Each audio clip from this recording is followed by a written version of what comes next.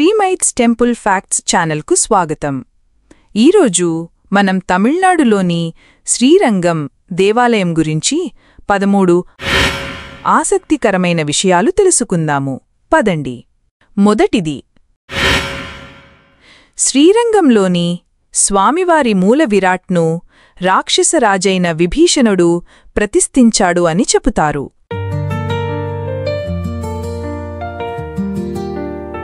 రెండవది, శ్రీరంగంలోని శ్రీరంగనాథస్వామి ఆలయం 1000 సంవత్సరాల క్రితం అంటే 10వ శతాబ్దంలో చోళరాజుల చేత నిర్మించబడినదని చారిత్రక ఆధారాలు చెబుతున్నాయి. ఆ తరువాత వచ్చిన పాండ్యులు, హోయసాలులు, విజయనగర రాజులు ఆలయ విస్తరణ మరియు పునరుద్ధరణ నిర్మాణాలు, ఎత్తైన గోపురాలు నిర్మించారు.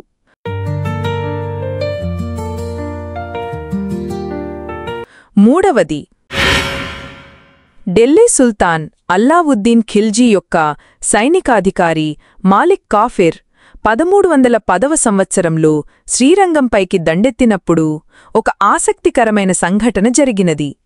అదేమిటంటే, శ్రీరంగం ఆలయ అధికారులు, పూజారులు ఆలయాన్ని కాపాడేందుకు స్వామివారి విగ్రహాన్ని తిరుపతికి తరలించారు. తరువాత గర్భగుడిని మూసివేసి గుడిని కనిపించనీయకుండా అడ్డంగా ఒక గోడను నిర్మించారు. ఇది చరిత్ర చెప్తున్న సాక్ష్యం.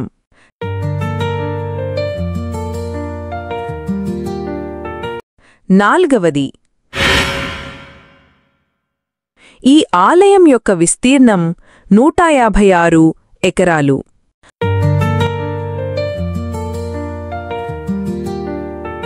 ఐదవది, ఈ ఆలయం యొక్క రాజగోపురం ఎత్తు 73 మీటర్లు 239.5 అడుగులు. భారతదేశంలోనే ఎత్తైన పురాతన రాజగోపురం.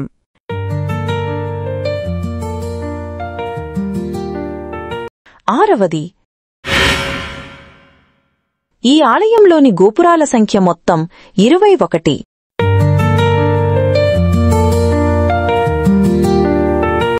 ఏడవది, శ్రీరంగంలోని శ్రీరంగనాథస్వామివారిని దర్శించుకోవాలంటే 7 ప్రధాన ప్రాకారాలు దాటి స్వామివారిని దర్శించుకోవాలి.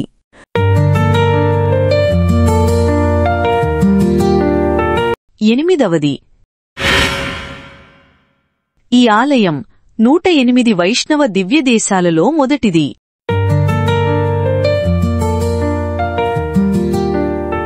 తొమ్మిదవది, శ్రీరంగం ఆలయం చుట్టి తిరిగి రావాలంటే 4 కిలోమీటర్లు ఉంటుంది.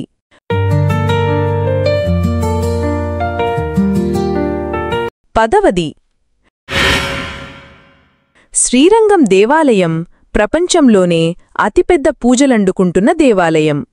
కంబోడియాలోని ఆంకోర్ వాట్ అతిపెద్ద దేవాలయమని చెబుతారు, కాని అక్కడ పూజలు జరగటం లేదు మరియు శిథిలావస్థలో ఉన్నది.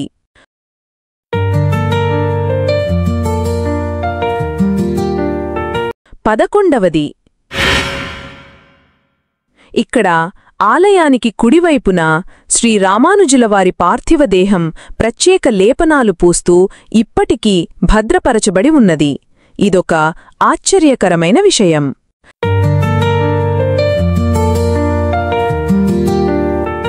12వది,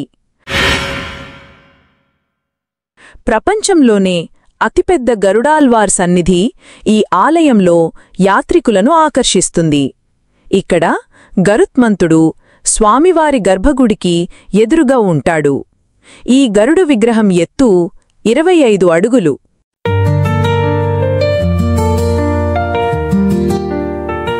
13వది, ఈ ఆలయంలో సుమారు 53 ఉపాలయాలు ఉన్నాయి.